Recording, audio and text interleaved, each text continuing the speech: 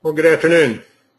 I'm in Chief Architect Premiere X5, and I'm doing this tutorial in X5 not because for any other reason other than I can cover the entire spectrum. Anything you can do in Home Designer you can do in Premiere. Plus there's of course some things you can do in Premiere that you can't do in Pro and some of the other Home Designer applications. Let's just take a look here. I'll move back a little bit. I just drew a box with a window and a door in it. Of course, most of you know you can just, let me go back to plan view. Or I'll tell you what, I'll hit Shift F6. There we go. Now for you Home Designer users, you would normally just open you could use the eyedropper tool. I don't recommend using the eyedropper tool or the, where is it? Eyedropper or material painter tools until you've really studied the reference manual on them and understand. Let me just show you. See, there's modes down here that this thing operates in: plan mode, floor mode, room mode, object mode, and component mode. Until you understand what those modes are, don't use the tools. That's all I'm saying. And this tutorial isn't about what these are. This is not about what this is. I'm just pointing out that they have modes, and don't use the tool without studying it and practicing with it. Okay? That's all I'm asking. Now, most of your Home Designer users can just open the wall dialog box, go to the Materials tab, and in this case we're looking at the exterior, and just change the exterior material using this tab. Just change it from that siding to black, for instance. Of course, that's all or nothing, and it's one side or the inside or the outside of just that wall. See, I haven't changed. Let me get out of that. No, you can't see the other walls because I've got the camera. So anyway, it didn't change any wall but just that wall. Let me do another overview camera. Yeah. You can see the other walls are unchanged, just that one wall, because I opened the dialog box of this wall only. And I went to the Materials tab of that wall only. Now to get rid of that, if you wanted to, you just go back to Plan Materials and click on Use Default and click OK, and it reverts to the home material. Now the poster who asked me to make this video has Pro 10, and the tools are not that different between Pro 10 and Pro 2014. There's really not, in terms of materials, there haven't been that many changes. But something that you can do in all current programs. Now, but I noticed that we're in Chief Architect Premiere X5, and they've improved this wall break tool. I remember in earlier versions you couldn't break a wall very close to, well, okay, you saw how it made the window disappear? That's a problem with wall penetrations. Let me put the window back, put it right against the, okay. Now, if you get your wall breaks too close to, I got that pretty close. So I've basically broke this segment of this wall off, this segment here. And I can then open it up and assign material just to that wall. It's a little tricky because with wall penetrations and where you have to have wall breaks, sometimes it doesn't always work out exactly right for you. We'll put brick red 5 on there. You can see the change over here. It's a little offset, and I can't, the window will, I'm using the arrow keys and trying to move the window over, and you can't do it. The window's not going to naturally want to pass over those wall breaks. Let me use a control key. No, even with a control key. So you're kind of restricted by that little programming quirk, if you will. I'm going to delete that window and delete that, and then just overdraw that wall back. But sometimes you can get the effect you want that way. Another way that's And that works in any Home Designer program. Another way that works in any Home Designer program is the soffit. It's what most of you know probably already, that you can use soffits to get the material appearance that you want. And I'm just going to go zoom in over here on this window and go to the soffit tools. I don't see them. Where's cabinet tools? There it is. We'll click on the soffit tool, and there's a soffit. Normally it's a fur down over kitchen cabinets and so forth, but in this software you can use this object to do just about anything you can shape it into, because it'll carry any material, and it'll carry any rectangular or square shape. So we'll make this the depth on here, for instead of 13 inches, we'll make it 1/8 of an inch.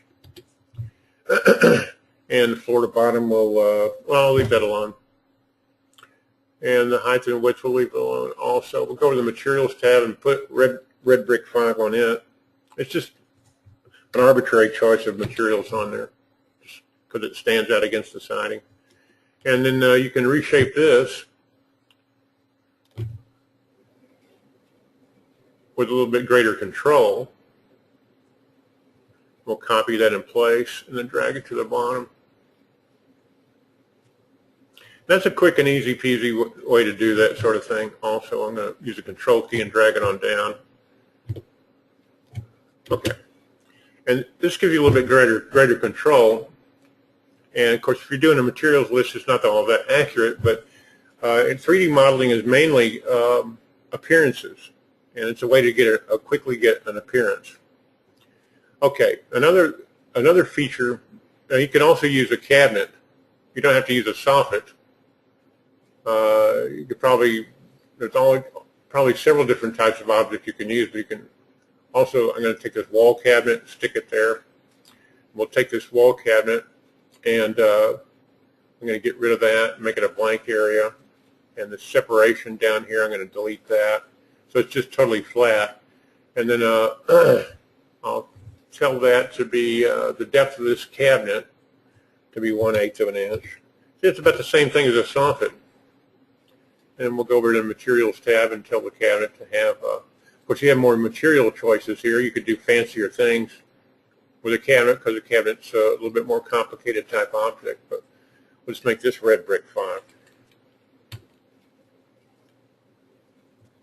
Voila. And it's just an overlay. You know, it has handles and so forth. And so these are the basic soffits, and cabinets can be used to change materials from one place to another without changing the wall type. Another tool that some of you may probably already know about is, we'll open that up and go to the wall covering tab. Now, this is just well, I'll just demonstrate it. I'm going to click on Add New, and basically you just then select a material, and we'll just use a color this time. Come on, computer, I ain't got all day. There we go. Generic colors. I'm going to use well, I think I'll use a blue. Yeah, there we go. Now I'm going to use blue. I don't want it on the interior because we're looking at the exterior. You can put it on the interior or the exterior. And I want it 12 inches from the floor. Now that's 12 inches from right to here. Now this structural platform is not included in the dialog. And we'll make it, that's fine. These other settings. There it is. And you can add as many of those as seems right to you. But they're just stripes. You can't angle them, but they're just horizontal stripes. Okay. Opening the wall dialog box from a camera view you can't do in other Home Designer programs. You can do it in Pro, but not Pro and Premiere, but not to mystify you. We'll add another one, and we'll just add another color. I guess I could make an American flag, but I'm not going to. I will use red this time. And see, it defaults to the interior, so I'm going to put it on the exterior so we can see it. Make this 36 inches from the bottom. Click OK. There it is. So there's different ways you can do this sort of thing. And that's most of the basic ones. I can't think, oh yeah, there's one that's, let me get rid of these soffits here. Or that was a cabinet, this is a soffit and soffit. Now I'm going to open that wall dialog and get rid of these. So we're back to basic. Now I'm going to go to a, this is something that's a X5 Premiere tool only, but I thought I'd show it to you guys because it's pretty cool. It's got lots of applications. I'm going to do an elevation camera here.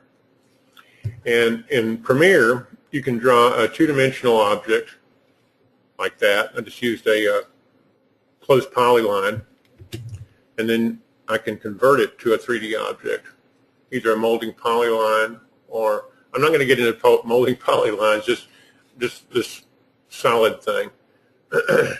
And by default, it'll make it an inch thick and put concrete on it. That's the default material for a polyline solid. But these things can be shaped in either plan view or in elevation view. And in plan view, like in Home Center Pro, they're called slabs. But in Premiere, they're just called polyline solids. And you know, you can reshape this thing. Go back to the other camera. You can see it there in the isometric camera. And using the tools, you can curve them. And let's see, I'll click on that line and curve that. It's kind of a abstract object. Also, a cool thing about the polyline solid is I can draw another polyline box inside and convert that to a polyline solid and tell that to be a hole in the polyline solid. So you can actually make symbols and so forth using this sort of thing. Let me go back to the isometric camera. There's that thing seen isometrically. You can select the whole, or you can select the whole thing, and it all moves as a unified object. It's very useful. I've used them to make custom corbels and brackets and all kinds of different things. But that's about everything I can think of in terms of materials. You can use objects and then apply materials to them, and they don't have to be what the object was originally intended to be. It just sort of appears to be whatever it is that you want it to appear to be. And that's kind of the point. If there's any point of this tutorial, it's that the only limitations as to what you want to do or how you're going to get something done are limited only by your imagination. Well, thank you for watching, and I hope this helps some people get some things done.